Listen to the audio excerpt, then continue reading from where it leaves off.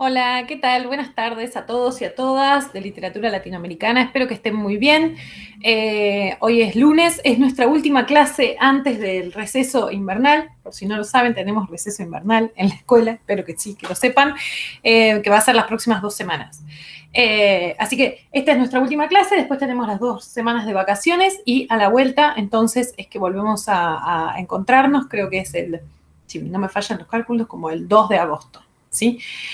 Les dejo, aprovechando que tienen unas 2 semanas y también aprovechando que hoy no se van a llevar una consigna, después se van a llevar algo para hacer, pero no una consigna de escritura, es que les adelanto las lecturas para después de las vacaciones, ¿sí? Tienen ahí, creo que 4 o 5 clases adelantadas, los textos que vamos a trabajar, los textos literarios que vamos a trabajar ahí, los tienen ordenados por clase, así que si quieren ir adelantando lectura es una buena idea, ¿sí? Sobre todo pensando que hay alguna novela, algún cuento más largo, cosas que les van a requerir algo más de tiempo.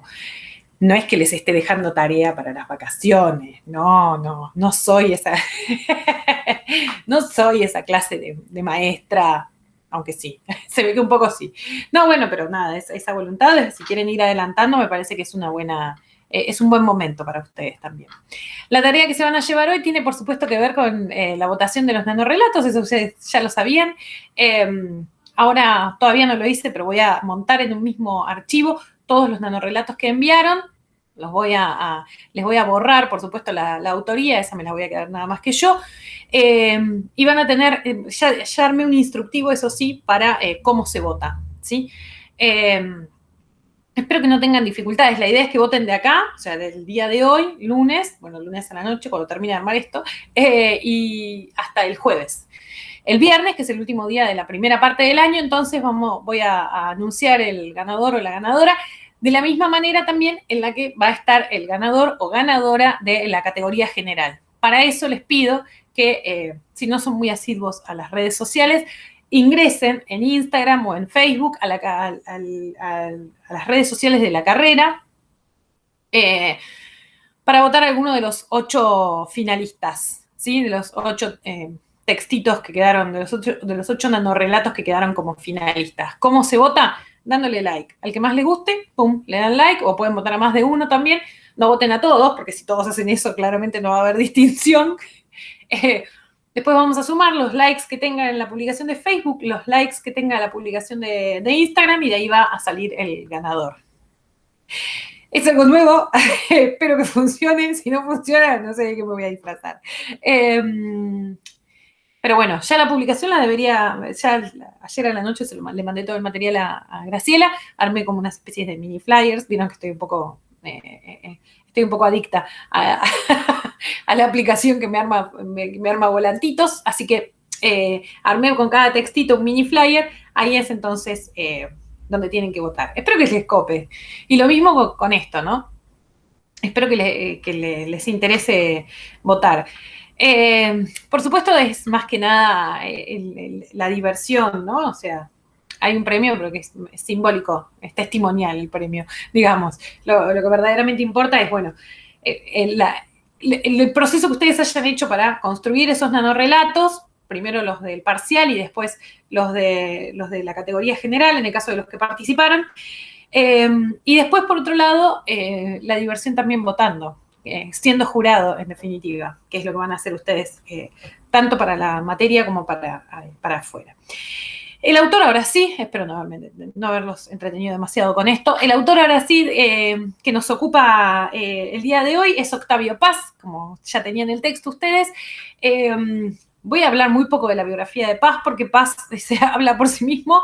Paz nació en 1914, uy, ya lo maté, le había agregado como 15 años, no.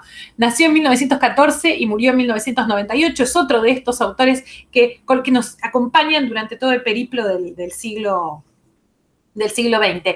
Es probablemente el nombre más importante de la literatura mexicana, y ustedes me dirán, no, bueno, pero ya me engañaste, me dijiste que eso era Juan Rulfo. Bueno, Rulfo puede ser que sea uno de los nombres más importantes en el ámbito de la narrativa, pero Paz, no hay nadie más importante que Paz en el ámbito de la poesía, y también, ¿por qué no?, del ensayo literario, ¿no?, que son los dos grandes géneros que cultivó. Al punto que podríamos pensar que la literatura de la segunda mitad del siglo XX, seguro, la literatura mexicana es en algún punto paz dependiente.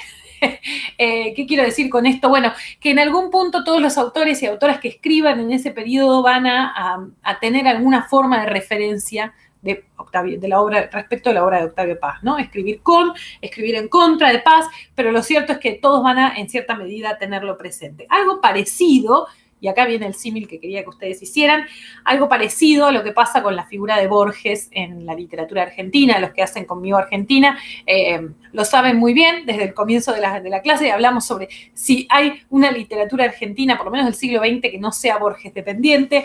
Bueno, el axioma Borges, diría Beatriz Sarlo, y algo parecido es el lugar que ocupa Paz en el constructo de la literatura mexicana. Hay mucho escrito al respecto, ¿no? También digo, en el lugar que le tocó respecto de México hay bastante reflexionado sobre eso. Lo cierto es que respecto de su biografía, digamos, en los últimos tiempos ha habido como una serie de tensiones, ya no es el monstruo sagrado que fue en algún momento. Esas tensiones en general lo ponen en discusión, a Paz, pero más que a Paz más que a la obra de Paz, lo ponen en tensión al personaje Paz, ¿sí? Por algunas cuestiones políticas, puede ser, no tanto, pero sobre todo por algunas cuestiones vinculares, digamos, cuestiones vinculadas a su vida personal. Ustedes saben que Paz estuvo durante mucho tiempo casado con una escritora excepcional también, nosotros no la vemos, pero es una escritora excepcional del siglo XX mexicano, que se llamó Elena Garro. Y bueno, ahí había unas tensiones muy intensas, así que bueno, cierta parte de la revisita a Paz contemporánea tiene algo de crítica a sus actitudes machistas y demás, sobre todo respecto de Garro. Ven, pero lo de escribir contra lo saqué de ella, porque ella en un texto formidable dice: en el fondo yo todo lo que escribí en mi vida lo escribí contra Paz. Me encanta. Contra Paz me parece que debería ser toda una palabra. Bueno,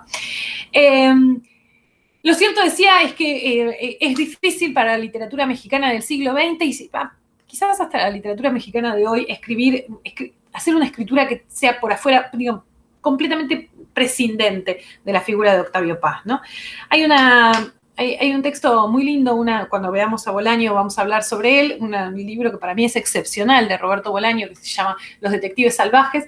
Y en Los Detectives Salvajes, uno de los personajes, que es un poeta que se está queriendo abrir paso también dentro de las vanguardias mexicanas, tiene una conversación que nosotros no atestiguamos, vemos de lejos nada más, con la figura de Paz, ¿no? Y hay una suerte de reflexión ahí sobre qué lugar ocupa Paz, cómo se puede ser poeta sin paz, ¿no? Insisto, paz no en el sentido de que todos escriban a la manera de, ni nada por el estilo, escribiendo en contra también, ¿no? Pero lo cierto es que en cualquiera de esos dos casos funciona casi como el centro gravitacional, ¿no?, de la intelectualidad mexicana toda. El Paz tiene una obra vastísima, una obra muy, muy vasta. No sé si alguna vez alguno pudo contemplar todos los volúmenes que editó Fondo de Cultura de sus obras completas, pero son muchísimo, tiene muchísima obra poética, tiene también muchísima obra ensayística. Yo decidí que entráramos este tipo de cosas. A mí, imagínense, me atatan un montón. Bueno, quiero trabajar a Paz, pero ¿qué hago, no? Digo, ¿qué hago? ¿Les doy una obra muy significativa? ¿Les doy algo menor? Bueno, como no me decidía, al final terminé haciendo las dos cosas.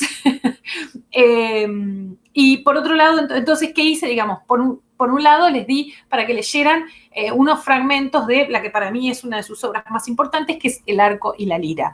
El Arco y la Lira es ese libro de factura extraña, también exótica, porque es una suerte de manifiesto poético. Vieron que a mí me gustan mucho los manifiestos, los decálogos, las artes poéticas. Este es un manifiesto poético, pero hecho con la materia misma de la poesía, y eso lo vuelve para mí un texto superlativo, ¿no? Vieron que yo siempre digo, no me acuerdo si lo dije acá o lo dije en otras materias, sabrán disculparme, que a mí me gustan particularmente, que para leer ensayos sobre poesía siempre prefiero leer escritos por poetas, ¿no? ¿Por qué? Porque en ese caso hay como una especie de ejercicio de búsqueda que me parece que que coincide muy bien con la forma. Bueno, en este caso, el libro de Paz tiene esa maravilla, ¿no? Es un texto eminentemente poético,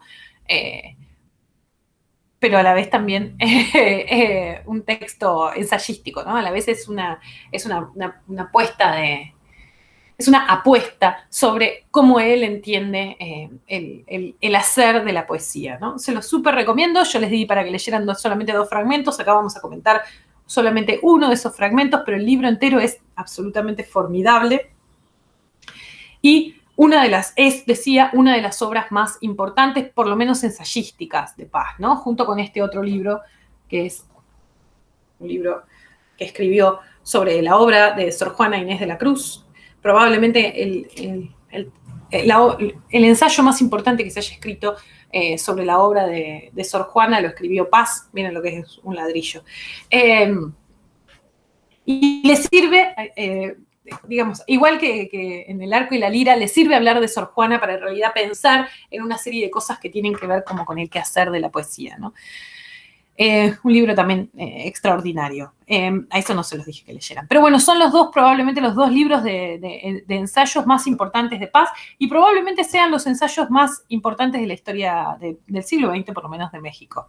Así que esa es la envergadura del sujeto con el que estamos trabajando. Bueno, además de trabajar con esos fragmentitos que quería que leyeran, les pasé todo el libro porque además quería ponerlo a disposición de ustedes. Además de eso, les elegí entonces algo muy, muy llamativo, algo muy menor. Elegí también entonces una obra de teatro, ¿sí? Paz escribió un único texto dramático, que es La hija de Rappaccini, que tiene una factura extrañísima, ahora vamos a ver, que tiene un lugar también muy marginal adentro de su propia bibliografía. Creo que de hecho solamente fue editado en obras completas y después alguna que otra edición muy como esta, por ejemplo, que es ¿se acuerdan estas de la Alianza 100?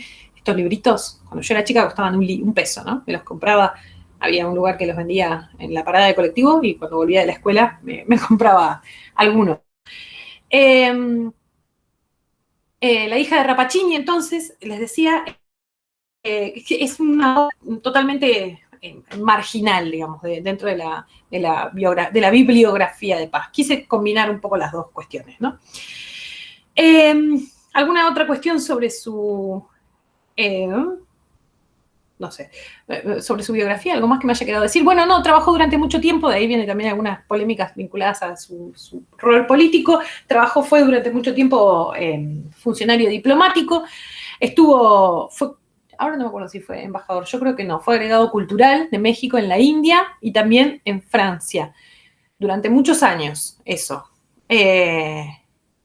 De hecho, dejó el puesto en Francia, lo dejó por la masacre de Tlatelolco, en 1968. Eso lo vamos a ver un poco después cuando veamos a Poniatowska. Vamos a ver ese hecho concreto de la historia de la cultura mexicana. Pero lo que quiero decir con esto es que fue un activo también, un sujeto muy activo en la difusión de lo que consideraba que era la cultura mexicana, ¿sí? Por eso lo mandaron a uno y otro lado, porque funcionaba casi como una especie de agente de prensa, ¿no?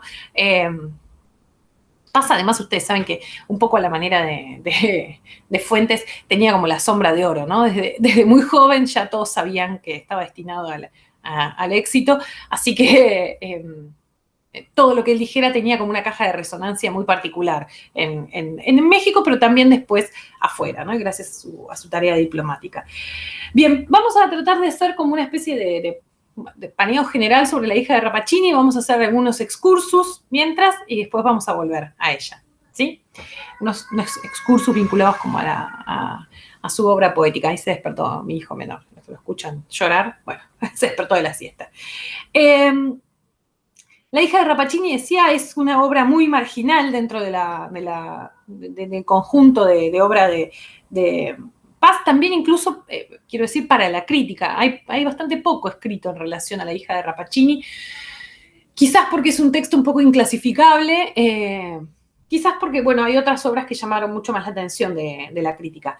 Les dejo, sin embargo, un texto de María Negroni que a mí me encanta. Ustedes vieron que me encanta María Negroni en general, soy muy su fan, pero además de eso, sigo muy de cerca en este programa, pero en general sigo muy de cerca algunos de sus planteos, de los planteos que hacen un libro para mí extraordinario que se llama Galería Fantástica.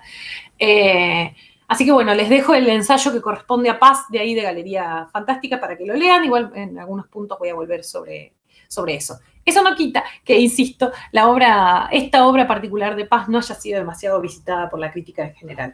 Lo cierto es que decía es una obra de factura extraña. ¿Por qué? Porque es ciertamente una reescritura. Eso quizás ustedes no lo sepan, yo creo que la primera vez que lo leí tampoco lo sabía. La hija de Rappaccini, así se llamaba, es en realidad una novela de Nathaniel Hawthorne, el autor norteamericano, el autor del puritanismo norteamericano. Quizás lo conozcan ustedes de La letra escarlata, ¿no? Me voy a anotar el nombre para que, por si mi eximia pronunciación de inglés los confunde. El autor se llama Hawthorne, ¿sí? Nathaniel es el nombre. Uno de los autores más importantes de los albores de la literatura norteamericana, junto con probablemente Herman Melville, ¿no?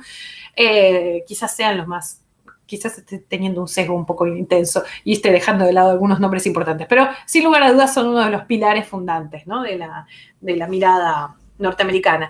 El texto de Hawthorne era un texto, igual que toda la obra de Hawthorne, eminentemente moral, quiero decir, tenía una especie de moralidad muy fuerte que quería transmitir. Después vamos a volver sobre qué moralidad es esa, pero bueno, podemos pensar que en cierta medida el texto de Paz, que en muchas cosas sigue muy a pie juntillas el original de Hawthorne, se desvía un poco de la intención moral del original, ¿no?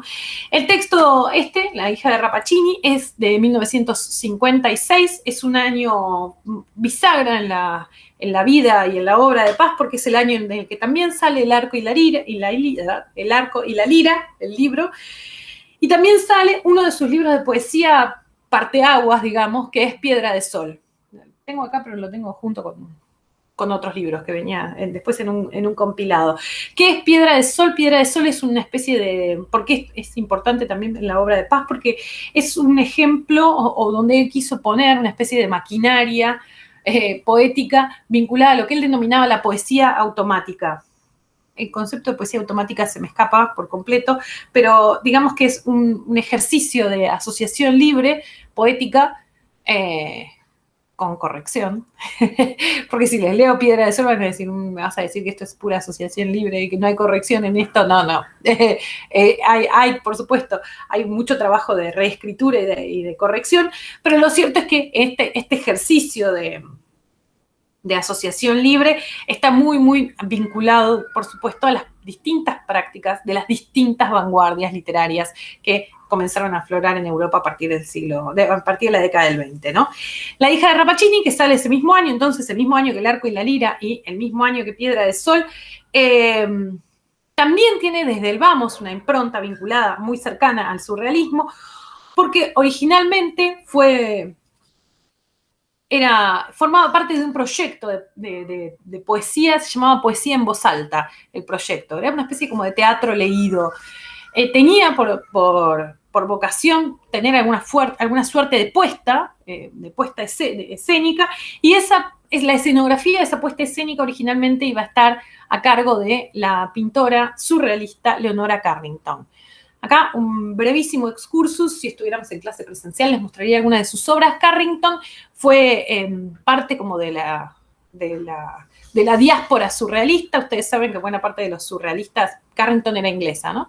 Pero vivió buena parte de su periodo formativo en Francia. Era también, entre otras cosas, pareja de Max Ernst, y era muy cercana al núcleo duro del surrealismo, el núcleo que encarnaba André Breton, entre otros. Decía, esto ya lo hablamos en algún momento cuando fue de Juan... cuando leímos Pedro Páramo, creo, ¿no? Cuando fue de Juan Rulfo, o en la clase introductoria, una cosa así. Pero lo cierto es que en determinado momento, después, en el periodo entre guerras, pero sobre todo entre la década del 30 y demás, buena parte de la intelectualidad europea tuvo que en marchar al exilio, perseguida por los nazis o por Franco o por Mussolini, por alguien. Y muchos de ellos en esta especie de diáspora surrealista terminaron, más cerca o más lejos en el tiempo, terminaron migrando a México. Ustedes saben que México tiene una larga tradición de la que se vanaglorian con justicia de recibir perseguidos políticos, ¿no? Desde Trotsky hasta lo que se imaginen, ¿no?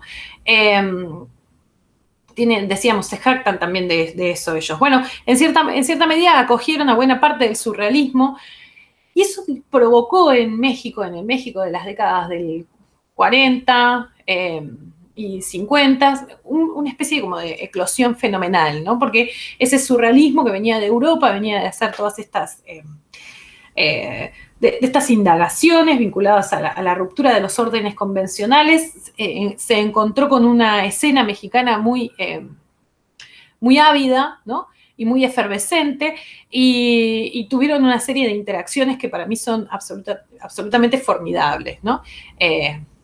Probablemente el mejor ejemplo de la imbricación entre lo nacional y las vanguardias europeas sea la obra de Frida Kahlo y de Diego Rivera, ¿no? La obra de ellos dos probablemente sea el mejor ejemplo. Pero bueno, lo cierto es que Carrington, al igual que muchos otros, de hecho Carrington vivió hasta su muerte, que murió hace no mucho, en 2012 por ahí, vivió en México, formaba parte también de esta diáspora del exilio del surrealismo que se afincó en México, y formaba parte también, formó una especie de grupo dentro del surrealismo que estaba compuesto por otras mujeres. Estaba Carrington y en particular para mí la mejor de ellas, que fue Remedios Varo. Varo, una pintora extraordinaria también del palo del surrealismo. El año pasado hubo, digamos, un poco accidentada, una muestra en el Malva, la primera retrospectiva de la obra de Varo que venía a la Argentina y se abrió y a los 2 días la pandemia dictó la cuarentena, obligó a la cuarentena y la muestra se cerró. Después, cuando se levantó la cuarentena, la abrieron, era con turno, nada. Una obra excepcional, la obra de Varo, y que yo creo que en los últimos años ha sido reconsiderada por la crítica y también por el público en general. De ese grupo, decíamos, era Leonora Carrington, la mujer que, digamos, Paz no es solamente que le iba a hacer la escenografía, en cierta medida Paz escribe La hija de Rappaccini teniendo esto en cuenta, ¿no? Que iba a ser una obra que iba a tener una apuesta, que también es una apuesta muy jugada, porque la escenografía iba a estar a cargo de Leonora Carrington, ¿no? Uno de los nombres grandes del surrealismo, de la diáspora surrealista. Me llama la atención porque yo digo, uno de los nombres grandes. Saben ustedes que el surrealismo, esto ya creo que lo hablamos en algún momento, fue un movimiento terriblemente machista, ¿no? El propio Breton tendía a desestimar por completo cualquier influencia del mundo de lo femenino. Así que estas mujeres se abrieron, por eso decía, ¿no? La importancia de estos como espacios, ¿cómo se llamaba la otra? Katy Horna también, que eran como espacios secundarios, pero en los que ellas también iban creciendo juntas como artistas. Ahí hay algo interesante. Sobre la vida de Leonora Carrington hay un libro muy hermoso de una autora que nosotros después vamos a leer, que se llama Elena Poniatowska, que tiene una especie de biografía novelada que se llama Leonora, que si a alguien le interesa particularmente el género, todo lo que escribió Poniatowska perteneciente a ese género es buenísimo. Para mí es un género que le sienta al dedillo, pero esta obra en particular es muy, muy entrañable. Si a alguien le interesa, ya saben. Ahí tiene otro, perdón, ¿no? El excursus. Así es que después los videos me quedan tan largos. Les pido 1000 perdones. Ustedes saben que cualquier cosa me pueden adelantar o pueden ponerme en que hable como una ardillita, no pasa nada. No me pasa absolutamente nada con eso. Pero Poniatowska tiene una biografía novelada que para mí es el mejor ejemplo que yo haya leído sobre ese género, que es justamente sobre otro de los personajes que pululaban en esto que podríamos denominar de forma un poco... digamos, no lo repitan por afuera de la cátedra, la diáspora surrealista, que fue Tina Modotti. Tina Modotti era fotógrafa, era originalmente norteamericana, pero había estado era venía de una familia comunista, en Estados Unidos le había pasado bastante mal, venía de Europa, y tuvo una vida tan pero tan azarosa que la novela, que es una novela biográfica, parece una novela de aventuras. Se lo súper recomiendo. Es un ladrillo, Tinísima, ¿no? Así se llama el libro, Tinísima. Se lo súper recomiendo. También pasó un tiempo largo en México. Tina Modotti, en México le hacen juicio, matan a uno de sus novios, tenía muchos, y en el juicio en definitiva terminan echándole la culpa a ella porque cómo no lo iban a terminar matando si ella tenía esos comportamientos. No les digo, la vida es excepcional, la vida de Tina Modotti y la forma en la que evidentemente Poniatowska, que se había encariñado mucho con el personaje, la caracteriza, es extraordinaria, ¿sí? Saben que cuando lo estaba leyendo, si hay algo triste de leer una biografía es que uno ya sabe cuál es el final, ¿no? Todas las biografías terminan innegablemente con la muerte. Así que cuando estaba llegando al final lo tuve que suspender el libro, porque no quería para nada que se muriera. No quería para ningún punto de vista que se muriera y lo tuve que suspender, lo dejé ahí en stand-by por un par de meses y después lo retomé cuando ya había hecho las paces con el hecho de que, bueno, había muerto y tenía que estar tranquila con eso. Bien, que no salga de acá, ¿no? Este tipo de patologías, por favor. El texto de la hija de Rappaccini, decíamos, además de todo esto, es un texto que a mí me interesó para trabajar acá por muchas cuestiones, pero sobre todo por esta especie de carácter como totalmente anfibio, ¿no? Porque es un texto que se supone que es un texto dramático. Los textos dramáticos, ustedes saben, son plenamente instrumentales, se supone que están pensados para un paso posterior, algo que no sucede con la literatura normalmente. Por otro lado, digamos, como texto dramático tiene ciertas dificultades, ¿no? Cuando ustedes lo leyeron seguramente habrán dicho en algún momento, como todos, bueno, pero ¿y esto cómo se lleva? ¿Cómo se hace esta apuesta? ¿No? Bueno, por un lado eso, y por otro lado está también a caballo entre la poesía y la prosa, ¿sí? Es un texto que, si bien tiene una narrativa, ¿no? Lo cierto es que es una narrativa profundamente atravesada, ¿no? Impregnada por el lenguaje y ¿por qué no las reflexiones también propias de la poética? Entonces me interesaba este carácter como anfibio, ¿no? Entre el texto dramático, la poesía y la prosa, y ahí está en el medio que, como para agregarle un grado más a la complejidad que nos viene a traer a colación, es además una adaptación, ¿sí? Una adaptación de una novela. Saben que nosotros en general en literatura no tendemos tanto a trabajar con eso. Digo que para el teatro, por ejemplo, es algo recontra normal. Buena parte de las obras de teatro insignes en realidad son reversiones, formas de retrabajo con la tradición propia del teatro, ¿no? Ahora pensé en eso y dije, bueno, Máquina Hamlet, que una de las grandes obras para mí del siglo XX, en realidad que hace, bueno, trabaja justamente con la figura y trabaja hasta con la historia de Hamlet. Eso que en la literatura todavía tenemos como muchos pudores vinculados a lo que tiene que ver como con la, pongo muchas comillas, porque ya van a ver que no tengo mucho afecto en general por el concepto, pero la originalidad, ¿no? Como que hay que escribir algo que sea original. Bueno, esos pudores los perdió el teatro, digamos, me parece a mí con mucha felicidad, los perdió el teatro y trabaja muchísimo más de formas intertextuales, ¿no? Con muchísimo más apertura vinculada a eso. Bien, vamos a hablar entonces vamos a hacer como una especie de recorrido así, ¿no? Vamos a trabajar sobre algunas generalidades, algunas características en general de la obra, ¿no? De la hija de Rappaccini, algunas características de la poética de Paz, y vamos después a trabajar concretamente sobre la obra con algunos fragmentos de lectura, ¿sí? Eso es lo que pensé hoy. Pero que en general muchas veces voy de lo general a lo particular, hoy hago una especie de recorrido circular, es el que les propongo. La obra, van a decir los críticos, en particular María Negroni, que es la que vamos a seguir en la mayoría de sus planteos. La obra, decía, es una puesta en acto, una representación, van a decir muchos, de una de las tensiones más habituales, una de las preocupaciones, podríamos pensar, más habituales de la obra de Paz en general, que es la tensión que hay entre el creador y la obra, ¿sí? No sé si se entendió lo que quise decir, ¿no? Entre aquel que crea y la obra que crea, ¿sí? Hay una serie de relaciones borroneadas y de cuestionamientos vinculados a ese vínculo, que es una de las cosas que más le interesa trabajar a Paz en general en su obra, sobre todo en su obra poética, pero también, ¿por qué no?, en la ensayística. Esta dimensión, esta reflexión sobre el vínculo entre el creador y la obra es, sin lugar a dudas, lo que más interesó a Paz del original de Hawthorne, ¿no? Que, como decíamos, ¿no?, un poco lo vacía del contenido moral y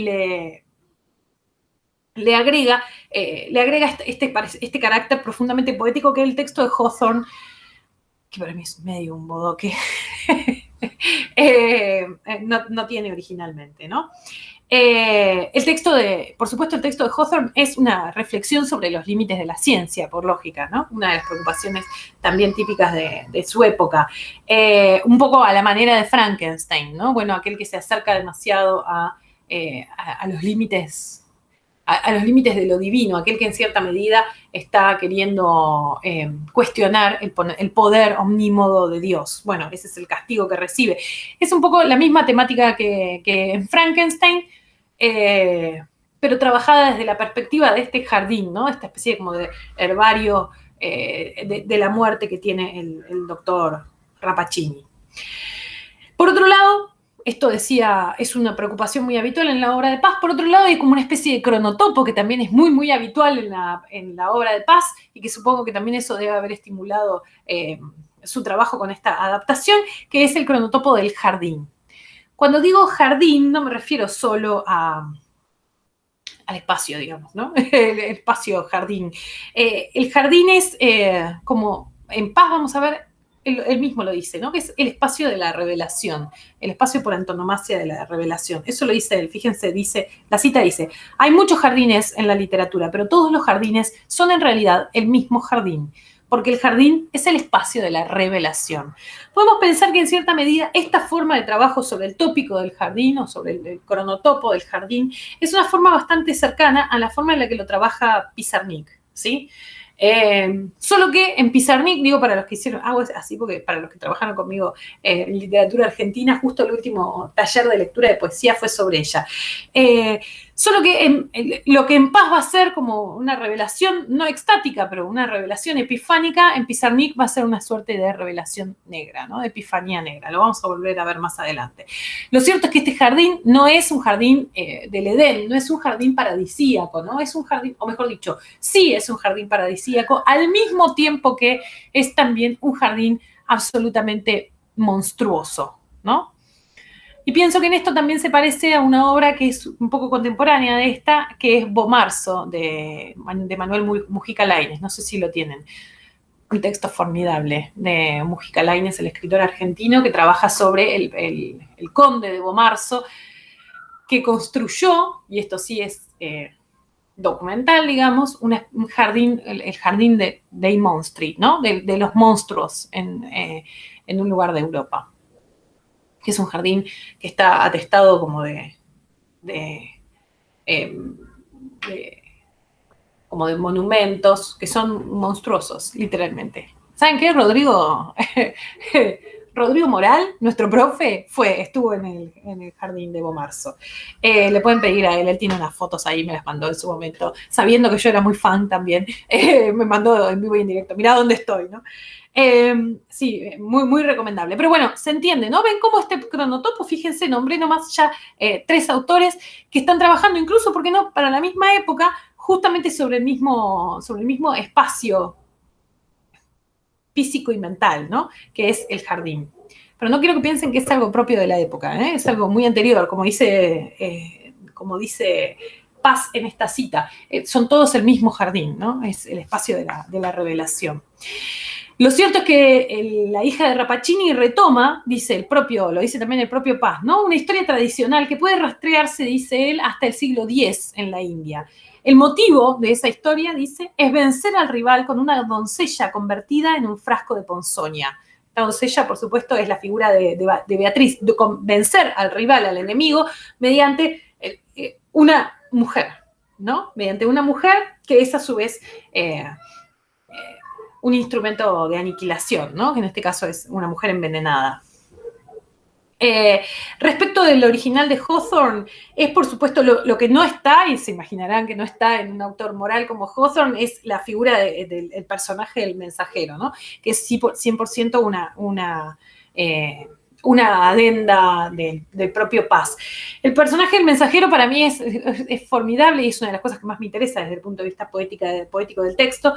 Y es también interesante porque plantea como una cuestión estética o una interrogante estéticamente ya inclasificable desde el origen. Porque, por un lado, desde el punto de vista estético, como habrán visto ustedes, él comienza diciendo, está vestido como una carta del tarot, dice, ¿no? Sin ser ninguna en particular, como todas en general. Bueno, ya ahí hay una especie de trabajo con el símbolo, ¿no? A la manera un poco de Jung, como pensando en los símbolos universales, que va a dotar al tipo de personaje que es el mensajero de su carácter terriblemente simbólico. Y por otro lado, desde el punto de vista funcional, hay algo interesante también en el mensajero porque la función que cumple concretamente en la obra es homologable a la función que cumple el coro griego, el coro en las tragedias griegas, ¿no? Esta especie como por un lado, una auténtica institución dentro de la tradición griega, ¿no? Algo que está como a mitad de camino, que es el coro griego, que eso siempre me pareció formidable, está a mitad de camino entre el adentro y el afuera de la obra, ¿no? Desde el punto de vista de la diégesis. ¿Dónde está el coro? ¿Está adentro de la diégesis o está afuera de la diégesis? Cuando nos explica qué es lo que va a pasar, ¿no? O sea, recuerden que el coro lo que hacía era, en definitiva, comentar lo que había pasado y hacer como una especie de prolepsis, de adelanto de la trama de lo que iba a suceder más adelante. Es un poco lo que hace el mensajero, si se lo ponen a pensar, ¿no? Y también esta cosa como de indicar, por otro lado, el sentido correcto de interpretación de la obra. Algo muy propio de los griegos también, ¿por qué no? Negrón iba a decir sobre este texto que que esta obra en particular copia la forma, o sea, el entramado, la forma en la que está construido el texto, copia el entramado de la forma por antonomasia de toda la poesía de Paz, que tiene que ver con la epifanía, ¿no? Todos entendemos lo que es la epifanía, es justamente la revelación, ¿no es cierto? El momento donde todo parece clarificarse. La epifanía en Paz no va a ser necesariamente una epifanía religiosa, si bien le interesaba mucho la poesía, la epifanía religiosa, de ahí la indagación tan profunda sobre la obra de Sor Juana. Si bien puede ser que no sea estrictamente religiosa, sí va a tener un carácter místico, ¿sí? La poesía de Paz, acá voy a decir algo que capaz es medio jugado, pero desde esa perspectiva la poesía de Paz es una poesía que tiene mucho de místico. ¿Por qué? Porque se concentra en este carácter epifánico que tiene exclusivamente la palabra poética, ¿sí? Voy a hacer una especie de pequeño excursus sobre esto de la poética, sobre esta cuestión muy, muy propia de la poética de Paz, que tiene que ver con lo epifánico. Porque lo cierto es que el texto retoma un tópico, cierta tradición, podríamos pensar, muy cara al romanticismo francés, pero que en realidad viene de mucho antes también, que es el trabajo podríamos decir, con lo que está y lo que no está, ¿no? Lo que vive y no vive al mismo tiempo. Por supuesto, nos referimos a Beatriz, pero también nos referimos al árbol, nos referimos a todo ese jardín de la muerte, ¿no? Que vive, pero aparte vive de una manera pavorosa, ¿no es cierto? Está muy vivo, ¿no? Pero por otro lado, digamos, es la forma viva de la muerte, podríamos decir, ¿no? Es un tópico, como les decía antes, muy, muy, muy caro a la tradición del romanticismo, del francés muy especialmente, pero también del romanticismo inglés. Porque en el fondo, ¿qué es también Frankenstein, la criatura en Frankenstein, sino eso, ¿no? Algo que está y no está vivo, ¿sí? O que es, ¿cómo se llama? El de Théophile Gautier, que es uno de los primeros textos, o Carmila, de Sheridan Le Fanu, que es el primer texto del que se tenga registro sobre el vampirismo, ¿no? Bueno, ¿qué es el vampiro? También figura muy cara al romanticismo, sino algo que también vive y no vive, ¿no? Que ejerce la atracción de lo vivo, pero a su vez también es una condensación de la muerte. Decía, Beatriz está y no está, o sea, es la muerte viva, el árbol, que es esta especie de amante, hermano, está y no está, ¿no? Están vivo y está muerto. Y ese jardín, que es espléndido y horrible, comparte esa característica, ¿sí? Algo que vive y, y es la representación misma de la muerte, no es solo que vive y está muerto, ¿no? Vive y es la representación, la carnadura total de la muerte. Fíjense qué interesante, algo que quiero que también nos concentremos, voy a tener que hacer, me voy a tener que ir por un cachito, pero después vuelvo, sobre la hija de Rappaccini. Pero fíjense qué interesante esto que dije, ¿no? Todo lo que digo, vive, no vive. Espléndido y horrible el jardín, ¿no? Todo lo que parece es como concentrarse en una suerte de dualidades que son oxímorons, ¿no? Podríamos pensar. O son, siguiendo un poco la propuesta del propio Paz, como aparentes solamente oxímorons. Porque una de las ideas centrales de la poética de Paz en su totalidad, y que también viene del romanticismo francés, o sea, es muy anterior, viene del siglo XV, de Nicolás de Cusa, creo que se llamaba, uno de los filósofos que también le va a servir de acervo al romanticismo francés, pero es esta idea que tiene un tópico en latín, tiene un nombre, quiero decir, que se llama, a ver, lo voy a anotar, coincidentia oppositorum. Lo voy a anotar.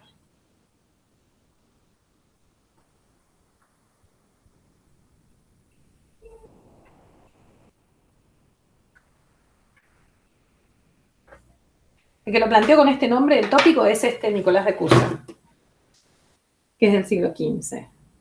¿Ven? ¿De qué hablamos cuando hablamos de la coincidentia oppositorum, que es esta especie de tópico de la literatura? Vamos a hablar de la poética de Paz, no vamos a hablar de su genealogía, de la poética de Paz, de la identidad de los contrarios, ¿sí? De romper con el binarismo, el falso para Paz, binarismo de las cosas, ¿sí? Esta idea de que las cosas son de una forma o de otra necesariamente, ¿no? Lo que dice Paz es, en definitiva, las dos cosas al mismo tiempo. Es espléndido y horrible. Está vivo y muerto al mismo tiempo, ¿sí? Esto también viene, decía, del romanticismo, le llega a Paz, digamos, del romanticismo francés, decíamos, venía de antes, pero le llega a Paz del romanticismo francés, pero también tiene una larga tradición en los textos religiosos del hinduismo, ¿sí? Y no es casual que mencione esto, ya les dije que Paz había sido, creo que agregado cultural, en la India durante algún tiempo. No es casual que mencione esto también porque lo cierto es que durante las décadas del 50 y del 60 hay como en América Latina como una especie de auge de esa forma de entender el orientalismo, ¿sí? Sobre todo vinculado a los textos sagrados del hinduismo. Se empezaron a leer, quizás más como textos literarios, si se quiere, que como textos sagrados, ¿no? Pero se empezaron a leer, empezaron a circular y empezaron a impactar sobre todo en la obra de muchos intelectuales de la época. Entre ellos Paz, que va a ser uno de los más versados sobre las cuestiones del hindú, pero también, por ejemplo, del Lispector, ¿sí? Quien también abrevaba, según ella decía, por lo menos, en los Upanishads, que son estos textos propios de la tradición hindú. De todo el magma de conceptos del hinduismo, Paz saca muchas cosas para su producción poética. Yo creo que esta de la coincidencia de los contrarios es la más interesante.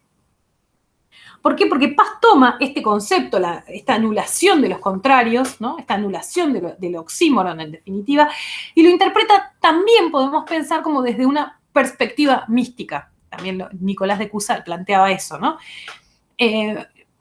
¿Qué sería, digamos, interpretarlo desde una perspectiva mística? Bueno, lo que plantea Paz es que, en definitiva, el mundo y Dios son una única cosa indisociable, ¿sí? No es que está el mundo hecho por Dios a su imagen y semejanza y Dios por otro lado, ¿no? Esta especie como de idea bien del panteísmo. Todo es Dios, no es ni la representación, ni la expresión, ni es Dios en sí mismo, ¿no? Bueno, eso es un poco lo que me parece que una de las ideas rectoras que va a trabajar la obra de Paz sobre vinculado a esto que decíamos del misticismo. Dice, esta disociación que nosotros vivimos normalmente entre otras cosas, ¿no? Dios y lo otro,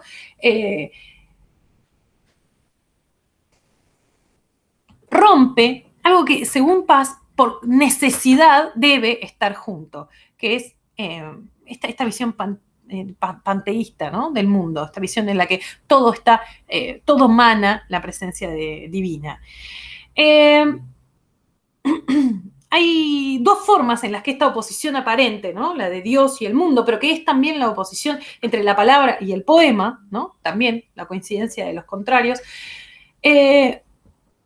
Dos instancias, dos momentos en los que, dos momentos en los que esta coincidencia muestra en la vida del sujeto, en los que se cancela esa diferencia, ¿sí? La diferencia entre una cosa y la otra, dice Paz, ¿no? Para Paz, los dos únicos momentos en los que la diferencia, la coincidencia de los contrarios, ¿no? La diferencia entre Dios y el mundo, o entre la palabra y el poema, se cancela, dice él, es, en primer lugar, en el poema, ¿no? Eso lo va a trabajar en El arco y la lira, si lo leen, habla bastante al respecto, y por otro lado también, en la segunda instancia, es en el encuentro amoroso. Ojo, no se refiere Paz al encuentro amoroso como exclusivamente al sexo, ¿no? Entendido como actividad biológica o mecánica, ¿no? El encuentro amoroso en términos de conexión físico-emocional, diríamos hoy. A mí siempre me genera cierta incomodidad, porque lo encuentro como una expresión muy pacata, lo del encuentro amoroso. Pero entiendo lo que quiere decir, entiendo que justamente lo que quiere es romper cualquier clase de asociación directa entre exclusivamente, digamos, la tarea del sexo y el encuentro amoroso, ¿no? Dice, bueno, es algo que lo trasciende, en definitiva.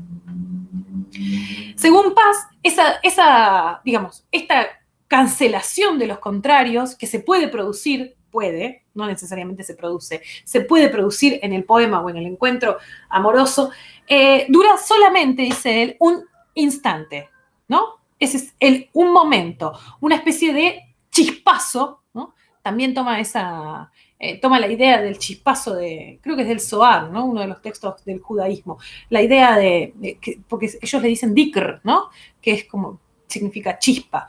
Bueno, dura solamente un instante en el que la revelación, lo que nos muestra la revelación, lo que patentiza, es que lo que los sentidos nos hacen ver como algo separado necesariamente, tiene un carácter de unión indisoluble, ¿sí? Él dice, eso solamente se puede dar en el poema y en el encuentro amoroso.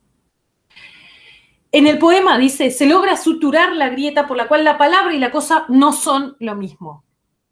Genio. Los que hacen conmigo el taller de literatura, de poesía argentina, verán que es uno de los tópicos sobre los que volvemos una y otra vez, ¿no? Bueno, hay una incompatibilidad entre el lenguaje y la cosa, ¿no? La cosa entendido no solo como algo material, también como algo, la emoción. Bueno, en esa incompatibilidad es en el que se produce, por un lado, la potencia de la poesía, ¿no? La posibilidad de la poesía, pero también su frustración, ¿no? Como dice siempre Blanca Varela, tenés que asumir desde el vamos que se trata de algo frustrado, ¿no? O sea, se trata de un intento frustrado, algo que no va a suceder. Bueno, Paz dice que puede suceder esa sutura, que esa sutura entre la cosa y la palabra puede producirse pura y exclusivamente en el transcurso del poema. ¿Por qué? Porque el uso de la lengua que nos obliga a esta disociación, como muy a la manera de Saussure, entre la palabra y la cosa, pero hay ese instante, esa chispa, en el que ese poema sutura de alguna manera la disociación entre lo que nunca debió haber estado separado, ¿no? En primera instancia. Paz dice que en definitiva lo que pasa en estas dos instancias, en el poema, o lo que puede pasar, como decía antes, ¿no? Solo en condición de potencial, puede pasar en el poema y en el encuentro amoroso, se sucede como una especie de triple identidad. Esto me parece hermoso y absolutamente encantador, ¿no? Como una especie de triángulo, en el que el deseo, dice, quien desea y lo deseado son lo mismo, ¿no? Se funden, ¿no? Son exactamente lo mismo, o revelan, mejor dicho, su condición idéntica a sí mismo. Voy a leer con ustedes un fragmento, el comienzo de Consagración del Instante, o el pequeño texto que tenía, uno de los dos que tenían que leer del arco y la lira. En páginas anteriores se intentó distinguir el acto poético de otras experiencias colindantes. Ahora se hace necesario mostrar cómo ese acto irreductible se inserta en el mundo. Aunque la poesía no es religión, ni magia, ni pensamiento para realizarse como poema, se apoya siempre en algo ajeno a ella. Me encanta esta idea, ¿sí? La poesía no es religión, ni magia, ni pensamiento para realizarse como poema, se apoya siempre en algo ajeno a ella, algo ajeno a la poesía. Ajeno, mas sin lo cual no podría encarnar. El poema es poesía y además otra cosa. Ay, es como un poema de Pizarnik que dice algo parecido, ¿no? Y este además no es algo postizo o añadido, sino un constituyente de su ser. Un poema puro sería aquel en el que las palabras abandonasen sus significados particulares y sus referencias a esto o aquello para resignificar solo el acto de poetizar, exigencia que acarrearía su desaparición, pues las palabras no son sino significados de esto y aquello, es decir, de objetos relativos e históricos. Fíjense, ¿no? La imposibilidad ontológica del poema, en definitiva, es el problema. El poema puro debería poder prescindir de aquello a lo que referencia. Dice, pero necesariamente la lengua referencia, ¿sí? Entonces, no existe el poema puro. Un poema puro no podría estar hecho de palabras y sería literalmente indecible. Al mismo tiempo, un poema que no luchase contra la naturaleza de las palabras, obligándolas a ir más allá de sí mismas y de sus significados relativos, un poema que no intentase hacerlas decir lo indecible, se quedaría en simple manipulación verbal. Entonces, como lo que dice Blanca Varela, ¿no? El fracaso está ahí, hay que igual seguir dándose la cabeza contra ese fracaso, en definitiva. ¿Sí? Un poema que no haga eso es solamente un juego de palabras, ¿no? No es poema, no es materia de la poesía. Lo que caracteriza al poema es su necesaria dependencia de la palabra, tanto como su lucha por trascenderla. Esta circunstancia permite una investigación sobre su naturaleza como algo único e irreductible y simultáneamente considerarlo como una expresión social inseparable de otras manifestaciones históricas. Ahí empezamos con la coincidentia opositorum, ¿no? O sea, a la vez es producto histórico, al mismo tiempo que es algo eterno, en definitiva, ¿no? Imposible de apresar. El poema, ser de palabras, va más allá de las palabras, y la historia no agota el sentido del poema, pero el poema no tendría sentido, ni siquiera existencia, sin la historia, sin la comunidad que lo alimenta y a la que alimenta. Las palabras del poeta, justamente por ser palabras, son suyas y ajenas. Por una parte son históricas, pertenecen a un pueblo y a un momento del habla de ese pueblo, son algo fechable. Por la otra, son anteriores a toda fecha, son un comienzo absoluto. Me encanta esta idea del que es la alusión al tiempo mítico, ¿no? Sobre el que venimos hablando. Pero se dan cuenta, ¿no? El oxímoron es histórico y también es ahistórico. Sin el conjunto de circunstancias que llamamos Grecia, no existirían la Ilíada ni la Odisea. Pero sin esos poemas tampoco habría existido la realidad histórica que fue Grecia. Me encanta esta idea también, ¿no? O sea, sin la realidad histórica de Grecia no hubiesen existido sus obras concretas, ¿no? La Ilíada y la Odisea. Pero sin la Ilíada y la Odisea tampoco existiría Grecia, ¿sí? O por lo menos no Grecia en la consideración de lo que hoy pensamos como Grecia, ¿no? Acá. El poema es un tejido de palabras perfectamente fechables y un acto anterior a todas las fechas. el acto original con el que principia toda historia social o individual, expresión de una sociedad y simultáneamente fundamento de esa sociedad, condición de su existencia. Coincidencia, ¿no? Opositorium. Otra vez, la identidad de los contrarios. Es al mismo tiempo la expresión, pero al mismo tiempo el sustento, ¿sí? Sin palabra común no hay poema. Sin palabra poética tampoco hay sociedad, estado, iglesia o comunidad alguna. La palabra poética es histórica en dos sentidos complementarios, inseparables y contradictorios, en el de constituir un producto social y en el de ser una condición previa a la existencia de toda sociedad. Bien, quería que leyéramos juntos el comienzo de Consagración del Instante. Ustedes tenían para leer todo el apartado, después se centra más en la idea, ¿no? Este concepto de que podríamos pensar que es el instante, ¿no? Concepto interesante también desde la perspectiva de la propia poética de paz. Pero me interesaba que ustedes vieran en acto, lo van a ver en La hija de Rappaccini, pero que lo vieran también funcionando en el ensayo, esta idea de la coincidencia de los contrarios, ¿sí? Esta especie de, como de cancelación de la oposición que propone Paz. Porque parecería ser un poco como, a priori uno diría, bueno, pero eso no es, a ver, no puedo trabajar un ensayo desde esa perspectiva, ¿no? Porque necesariamente nuestra mente funciona a partir de la disociación y la jerarquización. Bueno, y pareciera que atentar contra esas dos cosas, ¿no? Bueno, un poco sí, me parece. Un poco es un atentado contra eso, pero creo que él logra darle como una forma que es una forma, sin lugar a dudas, ensayística, ¿no? O sea, logra comunicar a partir de eso. Bien, vamos un segundito entonces. Quería que hiciéramos este excursus sobre la poética general y sobre algunas de las cuestiones que van a aparecer muy fuerte en el arco y la lira. Les recomiendo, vuelvo a decir otra vez todo el libro es buenísimo. Vamos a volver entonces sobre La hija de Rappaccini. Quería que viéramos algunas similitudes y diferencias respecto del tratamiento respecto de Hawthorne y también, ¿por qué no?, de pensar en qué cosas nos dispara este trabajo sobre un original como el de Hawthorne, ¿no? Les dejé en el Classroom, ya se los dije, creo, pero ahora estoy un poco, me olvido de lo que dije y no dije. No, pero les dejé el texto de Negroni, les digo, léanlo, es un texto que además está muy, muy hermosamente escrito. La relación que establece con Hawthorne, decíamos, es una relación que está plagada de similitudes y diferencias. Las similitudes en general están todas concentradas alrededor de la anécdota, ¿sí? La anécdota que trabaja es la misma. Decíamos, la finalidad del trabajo con esa anécdota va a ser quizás un poco diferente, una de las diferencias que vamos a ver, ¿no? O sea, esa finalidad moral que a Paz, digamos, no lo va a tener, lo va a tener sin cuidado, pese a que podría haber sido, digamos, una preocupación para Paz, ¿no? Piensen que está escribiendo esto también después de la Segunda Guerra Mundial, después de las bombas atómicas.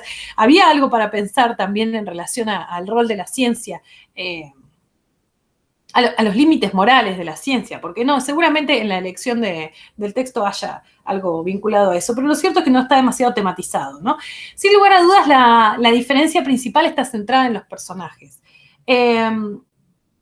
Después vamos a volver un poquito, pero ya habíamos hablado sobre cómo funcionaba el personaje, digamos, el diferente por antonomasia, porque es el que no existía, que es el mensajero. Después vamos a volver cuando lo leamos. Pero también es diferente la forma de aproximación al personaje de Beatriz. El personaje de Beatriz se llama igual en la obra de Hawthorne, pero en esta, me parece a mí, y acá viene lo interesante, por lo menos lo que para mí es interesante de la obra de Paz, es que esta Beatriz que nos presenta su texto es bastante menos títere, digamos, que la obra de Hawthorne, ¿no? O sea, es una especie es menos manipulable. Por supuesto, en ambos casos, tanto en el de Paz como en el de Hawthorne, la idea de llamarlo Beatriz, de llamarla Beatriz, y hay como una especie de referencia explícita al personaje de Dante, ¿no? Pero en vez de ser como una especie de Beatriz, en el Dante, en la Divina Comedia es como lo que motiva la escritura de la obra, y acá viene a ser como una especie de Beatriz de los infiernos, podríamos pensar, ¿no? Beatriz es la expresión del sujeto, en la obra de Hawthorne, del sujeto manipulable por antonomasia, ¿no? Por excelencia.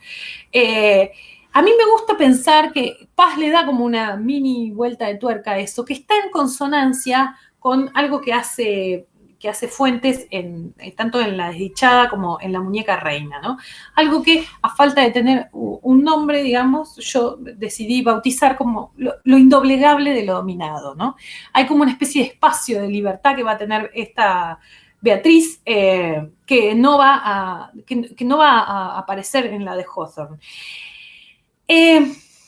Me parece a mí que se explica, digamos, en esta relación tensa que guardan el creador y la obra, hay algo de la obra, esto es lo que tematiza en Paz, ¿no? Hay algo de la obra que siempre se escapa de las manos del creador, ¿no? Y esa advertencia ya está claramente en el romanticismo europeo, muy particularmente en la figura de Frankenstein, ¿no? Hay algo, hay algo de lo creado que escapa necesariamente a la influencia del creador. Bueno, eso me parece a mí que es una de las cosas que tematiza el libro y que más se corre, si se quiere, de la mirada de la versión convencional. Por otro lado, en este texto, o sea, el texto de Hawthorne se centra muchísimo sobre el personaje de Rappaccini, por supuesto, porque es sobre el que quiere moralizar, porque es el científico que se va de mambo, digamos. De hecho, en el texto de Hawthorne está, que acá está muy de soslayo, que no me acuerdo cómo se llama, digamos, la contracara, ¿no? El científico bueno, que es el que le da el antídoto a Juan. Acá. Bueno, esta oposición entre uno y otro está muchísimo más desarrollada en Hawthorne, porque Hawthorne también quería destacar que hay una ciencia que trabaja para el bien, ¿no? Que está representada por el tutor de Juan. En este texto, particularmente para mí, me parece que Rappaccini es casi como una especie de fantasma, de personaje medio fantasmático en el texto, ¿no? Atraviesa el texto sin aparecer concretamente casi en ningún momento. Por supuesto, el personaje en sí mismo viene a encarnar un tópico clásico del romanticismo, que es el desafío a Dios, ¿no? La versión del mito prometeico, que también encarna Frankenstein, pero que también encarna Fausto, por supuesto, el Fausto de Goethe, y también, ¿por qué no?, una forma un poco más ayornada, menos encorsetada, pero también es en el fondo la propuesta de Dr. Jekyll, ¿no? En cualquier caso, siempre se trata de un pacto fáustico, ¿no? Alguien que da algo a cambio de otra cosa, ¿no? Saben que hay muchísimos pactos fáusticos en la literatura. Y ahora no me acuerdo cómo se llama. Una vez leí un autor que decía algo interesante, que para entender cuál era el bien más preciado para una sociedad, uno tenía que mirar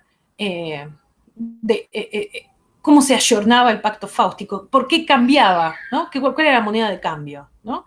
En el Fausto de Goethe, Fausto cambia todo por el conocimiento, como recordarán ustedes, ¿no? Estoy pensando en una película que siempre me hace acordar mucho esta obra, que es El estudiante de Praga, una de las primeras películas del cine mudo, creo que es del 18 por ahí, que lo cambia todo por el amor de una mujer, si mal no recuerdo. Después hay otros que lo cambian por dinero. Bueno, decía, el texto decía, bueno, ¿por qué cambia en el pacto fáustico? Está el bien más preciado para una sociedad, ¿no? Ahí es donde es muy claramente determinable qué es lo que más valora la Alemania de Goethe, ¿no? O la Europa de entre siglos. Hay algo ahí interesante para pensar, ¿por qué no? Fíjense qué dice Negroni sobre esto, sobre Rappaccini en general. Dice, en Paz, la trama, la anécdota en definitiva, no se debilita, más bien se vuelve puro estallido, alegoría del cuerpo y del amor. Este desvío se materializa en el personaje del mensajero. La fascinación, me pica el ojo de golpe, la fascinación que en Hawthorne se manifestaba como veneno e insensibilidad moral, asume en Paz la forma de un acercamiento sin consumación, como si la noche fatídica del jardín del odio pudiera transformarse en espiritualidad. No hay más dones, termina diciendo Negroni, ven que el texto es todo muy bueno. No hay más dones en el mundo que el amor o el poema. Bien, hablando, ¿no?, de la coincidencia oppositorum acá. la noche fatídica del jardín del odio pudiese transformarse en espiritualidad. No hay distinción entre una cosa y la otra. Hay también una espiritualidad del jardín del odio, ¿no? ¿Por qué no? ¿Por qué no pensarlo desde esa perspectiva? El texto trabaja, decíamos, antes de leer algunos fragmentos, quería también tomar algo que seguramente va a aparecer en alguno de los textos críticos que ustedes se puedan topar al respecto, porque el texto trabaja con uno de los tópicos clásicos de la literatura del siglo XVIII, que es el tópico del amor cortés, ¿no? En particular en esta forma de trabajo sobre el amor cortés aparece la figura del jardín, que es esta especie de jardín donde el amor, podríamos pensar, se hace, ¿no? Donde el amor aparece, podríamos pensar. Recuerden que en el amor cortés hay como una especie de analogía obvia, imprescindible entre la mujer y la divinidad, ¿no? Así es como se la corteja a la mujer, como si fuese un dios, ¿no?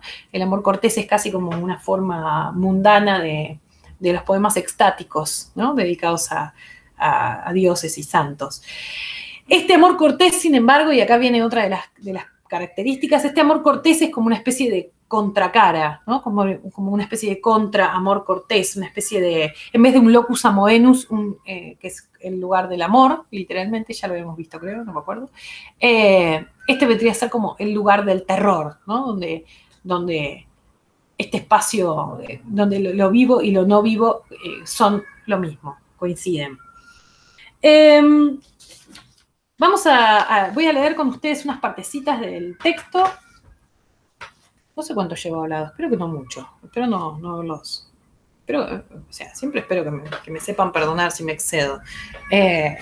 A veces es mi entusiasmo, en general es mi entusiasmo el que me lleva a cebarme.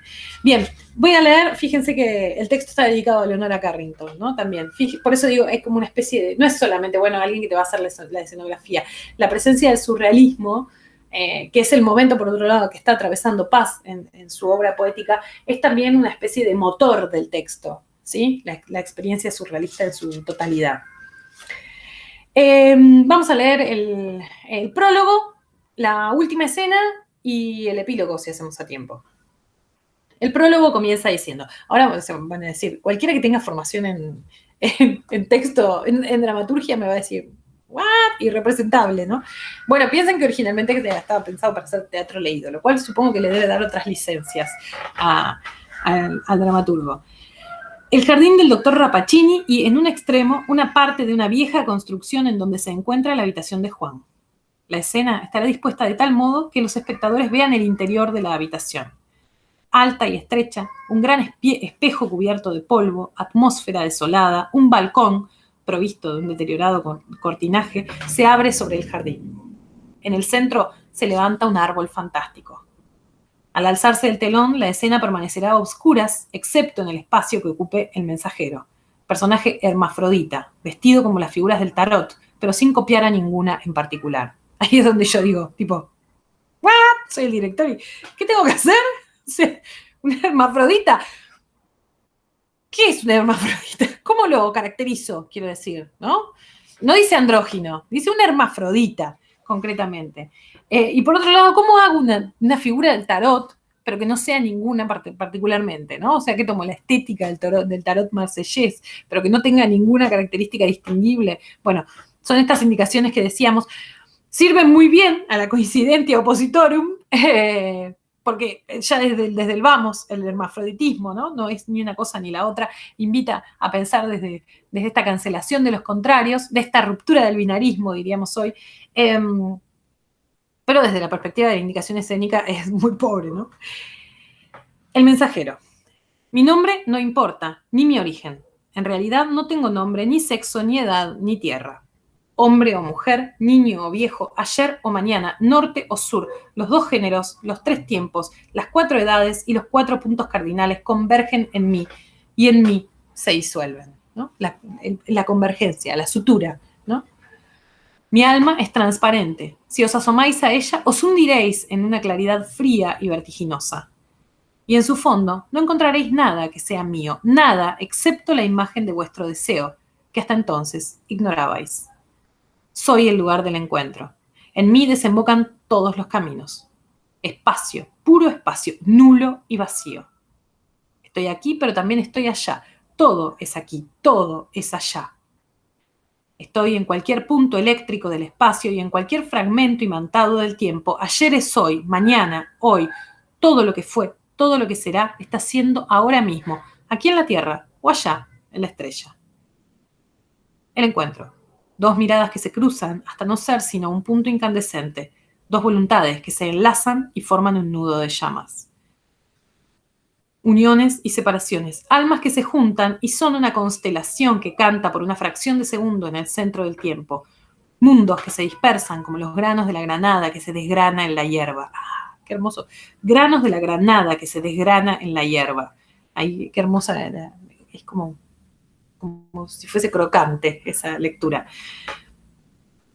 ¿Vieron acá esto que decíamos, ¿no? Por un lado, esta especie como de habla oracular que tienen en general los coros y que acá muy bien lo trabaja como en esta especie de, bueno, habla sobre el futuro, ¿no? Esto, uniones y separaciones, almas que se juntan y demás, pero un poco en código. Y he aquí al centro de la danza a la estrella fija, la reina nocturna, la dama infernal, la señora que rige el crecimiento de las plantas, el ritmo de la marea y los movimientos del cielo, la cazadora lunar, la pastora de los muertos en los valles subterráneos, la madre de las cosechas y los manantiales que duerme la mitad del año y luego despierta, ataviada de pulseras de agua alternativamente dorada y oscura. En la mano derecha, la espiga solar de la resurrección. Perdón, no lo dije antes, pero había sacado una carta del tarot, ¿no? Vamos con la siguiente. Saca dos cartas. Y he aquí a sus enemigos, el rey de este mundo, sentado en su trono de estiércol y dinero, el libro de las leyes y el código de la moral sobre las rodillas temblorosas, el látigo al alcance de la mano, el rey justiciero y virtuoso que da al César lo que es del César y niega al espíritu lo que es del espíritu, y frente a él el ermitaño, adorador del triángulo y la esfera, docto en la escritura caldea e ignorante del lenguaje de la sangre, perdido en su laberinto de silogismos, prisionero de sí mismo. Saca otra carta. Y he aquí al juglar, al adolescente. Dormía, la cabeza reclinada sobre su propia infancia, pero ha oído el canto nocturno de la dama y ha despertado. Guiado por ese canto, marcha sobre el abismo con los ojos cerrados, balanceándose sobre la cuerda floja. Marcha con seguridad y sus pasos lo conducen hacia mí, que no existo, en busca de su sueño. Si desfallece, se despeñará. Y aquí está la última carta, los amantes. Son dos figuras, una del color del día, otra del color de la noche. Son dos caminos. El amor es elección. La muerte o la vida. El mensajero se retira. Fíjense qué lindo esto, ¿no? Esta forma de presentar, esto que viene del coro griego, de presentar lo que va a pasar, de presentar a los personajes y demás, pero el agregado que hace es el trabajo con las figuras del tarot, el trabajo en el fondo, digamos, con lo simbólico, no el tarot entendido quizás en su carácter más místico o adivinatorio, sino en su carácter más de los arquetipos a los que hace mención Jung, ¿no? Cuando estudiaba el tarot. Esto me hace acordar, por otro lado, digo, porque hay una tradición también de escrituras vinculadas a los símbolos del tarot. Hay un libro formidable de Italo Calvino, vieron que yo soy fan de Calvino, que mi hijo se llama así por él, .s, que hay un libro de Calvino que se llama El Castillo de los Destinos Cruzados. Ahí está, El Castillo de los Destinos Cruzados, que trabaja también con esto de que el tarot, las cartas del tarot sean las que cuentan la historia, ¿sí? De hecho, en el libro de Calvino, el punto de inicio de la historia es unos viajeros convergen en un castillo durante una peste muy de Camerón, ¿no? Era una tormenta, durante una tormenta. Se ven obligados a compartir un tiempo juntos y empiezan, por supuesto, a contarse historias. El comienzo de la historia de la literatura, ¿no? El de Camerón, pero también Canterbury. Empiezan a contarse historias un poco para matizar el aburrimiento. Lo que pasa en particular es que estos viajeros no comparten el idioma. Entonces deben buscar alguna forma de contarse sus historias respectivas valiéndose de otras cosas, y para eso es que tienen las cartas de tarot. Todo el libro en realidad son las distintas historias y al lado está el texto y al lado está la tirada de las cartas del tarot, ¿no? Donde el tipo va explicando, cada uno de los personajes va explicando cuál es su historia mediante ese discurso de imágenes, digamos. El libro, la propuesta es extraordinaria, el libro es además muy hermoso y un poco me hizo acordar, siempre me hace acordar esta escena donde el adelanto se hace mediante las imágenes del tarot, me hace acordar a eso. Bien, voy a leer con ustedes la última escena, acá la 9, que es la última escena, para ver cómo resuelve un poco todo este lío que armó hasta el momento. Escena 9. Juan, es una fábula, una invención de la envidia, pero el ramo de rosas, las manchas de mi mano, se mira la mano. No, no tengo nada, gozo de una salud espléndida. Soy fuerte, amo la vida me ama. ¿Y si fuese cierto? ¿Cómo saberlo? Se pasea indeciso, de pronto grita. Isabel, señora Isabel, suba pronto, la necesito. Voz de Isabel. Ahora voy, ahora voy. Mientras Isabel aparece, Juan se mira en el espejo y se palpa. ¿Qué desea el señor? Nada, una pequeñez. ¿Me obsequiará una rosa? Una rosa como aquellas que me dio la tarde de mi llegada. ¿Una rosa? Sí, una rosa roja. Una rosa con gotas de rocío. Válgame Dios, el señor está enamorado. Una rosa acabada de cortar. Al instante, señor, sale. Aunque Baglioni, ahí está, Baglioni es el tutor, que es como el que representa la ciencia buena, ¿no? Aunque Baglioni esté en lo cierto y Beatriz haya sido nutrida con veneno, yo estoy sano y fuerte. El aire de Nápoles me defiende, y si todo resultase mentira, le cortaría la lengua, ilustre doctor Baglioni. Isabel, con la rosa.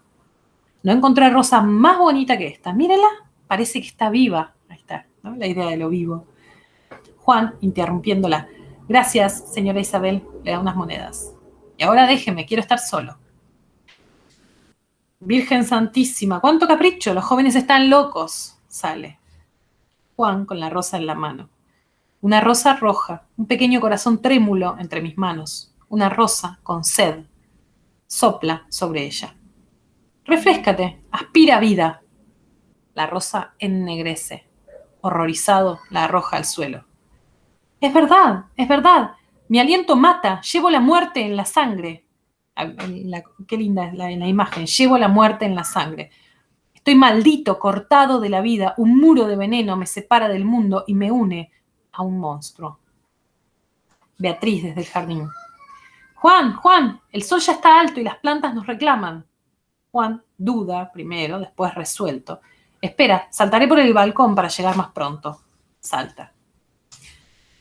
Beatriz. Desde que amaneció me puse a contar las horas que nos faltaban para encontrarnos, porque sin ti el jardín ya no me parece mío. En sueños te hablo y tú no me contestas. Hablas tu lenguaje de árbol y en lugar de decir palabras, das frutos. Juan, con inquietud. ¿Qué clase de frutos? Grandes frutos dorados, frutos de sueño. ¿No te dije que lo soñé? Viendo una planta. Mira cómo cambió de color y cómo huele. Su aroma adormece el jardín, la idea de las adormideras, ¿no? Es como el patio de Aura. Juan, con saña. Debe ser un narcótico muy poderoso. Beatriz, con simplicidad. No lo sé. Ignoro muchas de las propiedades de las plantas. Y mi padre tampoco conoce todos sus secretos, aunque él diga otra cosa. Claro, son nuevas. ¿Nuevas? ¿Qué quieres decir? ¿Qué pregunta? ¿No lo sabes? Son plantas que antes no existían, especies inventadas por mi padre. Él corrige a la naturaleza, le añade riquezas, como si le diese vida a la vida. Qué hermosa la idea de corregir a la naturaleza, ¿no? Esta idea que también está muy presente en el tópico en general, pero pienso en Frankenstein, ¿no? Corregir a la naturaleza, corregir a lo que estaba muerto. Yo más bien diría que enriquece a la muerte. Este jardín es un arsenal. Cada hoja, cada flor, cada raíz es un arma mortal, un instrumento de tortura. Nos paseamos muy tranquilos por la casa del verdugo y nos enternecemos ante sus creaciones. No sigas, es horrible lo que dices. ¿Hay algo más horrible que este jardín? ¿Algo más horrible que nosotros? Óyeme, desdichada, ¿te das cuenta de quién eres y de cómo vives? La peste, el tifo, la lepra, las enfermedades misteriosas que cubren el cuerpo con una pedrería de llagas escarlata, las lianas de la fiebre, las arañas del delirio, los ojos que estallan corrompidos al mediodía, la baba verde, todo está aquí concentrado. Este jardín es una pústula en el pecho de la ciudad. Óyeme, no puedes condenarme sin oírme. Atrás, no me toques. manzana podrida, manzana envenenada, muerta y engalanada con los atributos de la vida. Yo estaba sola. Juan interrumpiéndola. Como una isla maldita. Entonces me escogiste a mí. Ya tienes tu cómplice, puedes regocijarte. Nuestros alientos enlazados van a secar las cosechas y envenenar las fuentes. Habla, di algo. Beatriz con calma. Esperaba todo esto, sabía todo lo que me dirías, pero estaba loca y confiaba en un milagro. Desde niña vivía sola y contenta con mi suerte. A veces el rumor del mundo golpeaba los muros de esta casa y otros llamados me turbaban. Mi sangre latía con otro latido. Luego, a la vista de mi jardín, embriagada por su fatal aroma, olvidaba que había gatos, caballos, rosas, claveles, hombres. ¿Qué podían importarme las manzanas, las granadas o las peras si tenía los frutos de este árbol semejante al árbol del paraíso? Mi padre me decía, en él la muerte se ha hecho vida. Lo que tú llamas vida engendra la enfermedad, la locura y la muerte. Tu aliento mata. Mi aliento mata, pero no mi pensamiento. Pertenecía a mi padre, a su sueño infinito. Como estas plantas, era una réplica y un reto a la naturaleza. Los venenos más poderosos circulaban por mis venas sin hacerme daño. Era una de las creaciones de mi padre, la más osada, la más temeraria, la más funesta. Funesta. La más culpable. No tuve culpa. Nada vivo me rodeaba, no hice mal a nadie, excepto a mí misma. No tuve gato, ni perro, ni canario, nadie me enseñó a cantar, nadie jugó conmigo, nadie tembló conmigo en un cuarto oscuro. Mi vida era crecer, respirar y madurar. Ay, madurar. Madurar como una fruta infinitamente deseable, infinitamente intocable. Vivía la vida de la semilla, sola, recogida en mí misma, plantada en el centro de mi ser, aislada. Isla que no ha de tocar ningún pie humano, isla fuera de las grandes rutas, perdida en la inmensidad del tiempo, condenada a no salir de ti misma. Adormecida, sin recuerdos ni deseos, bien arraigada al suelo, bien plantada en mí misma. Después, el mundo se abrió en dos. Me arrancaste como a una hierba, cortaste mis raíces, me arrojaste al aire. Suspendida a tus ojos, me balanceaba en el vacío. Desde entonces, no tengo sitio. Me echaría a tus pies, pero no lo haré. Envenenaría tu sombra. Qué hermoso. Condenado, Juan, ¿no? Condenados a vernos sin jamás poder tocarnos. Me basta con mirarte. Me basta con tu mirada. No soy dueña de mí. No tengo existencia propia, ni cuerpo, ni alma. Tu pensamiento me penetró. No hubo cueva ni escondrijo al que no llegaras. No hay espacio en mí para mí. Pero yo no quiero estar en mí, sino en ti. Déjame ser uno de tus pensamientos, el más insignificante. Y después, olvídame. Rappaccini, invisible, perdido en el jardín, solo se oye su voz, ¿no? Fantasma, miren, fíjense. Hija, ya no estás condenada a la soledad. Corta una de las flores de nuestro árbol y dásela a tu enamorado.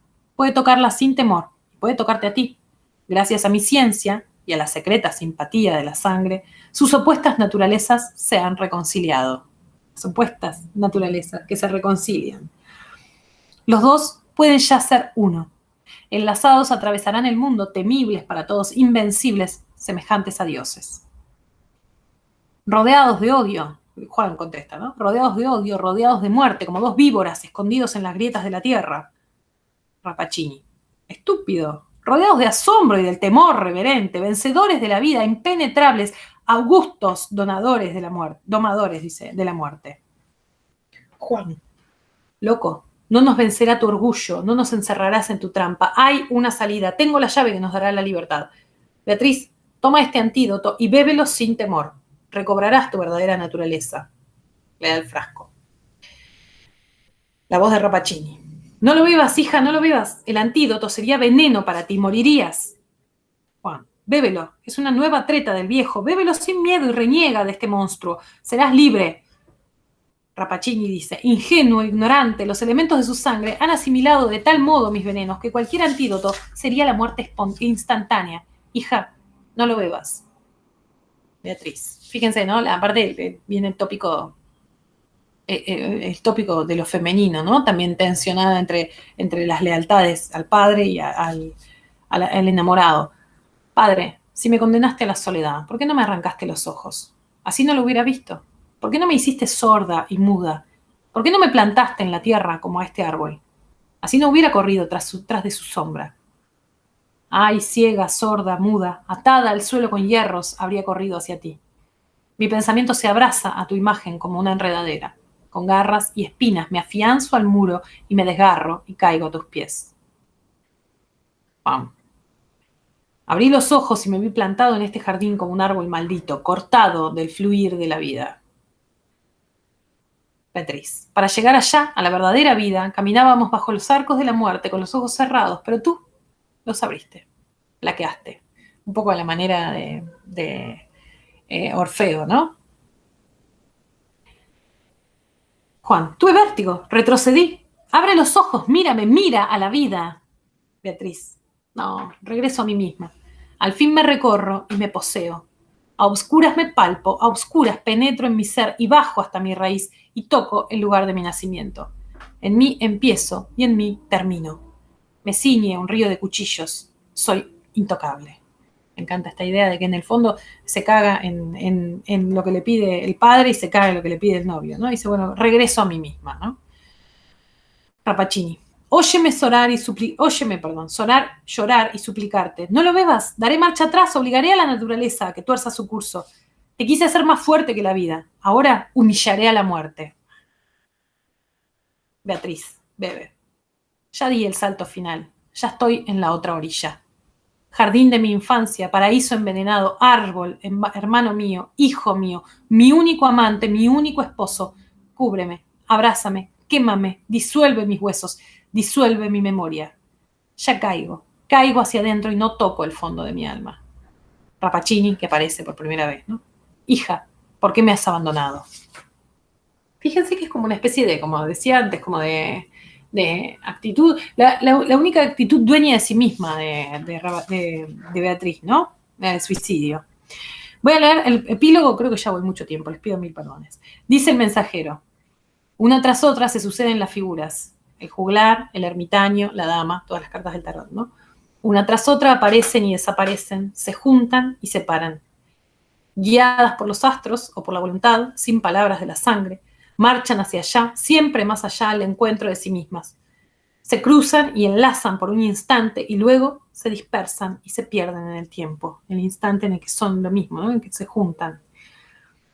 Como el concertado movimiento de los soles y los planetas infatigablemente repiten la danza, condenadas a buscarse, condenadas a encontrarse y a perderse y a buscarse sin tregua por los infinitos corredores.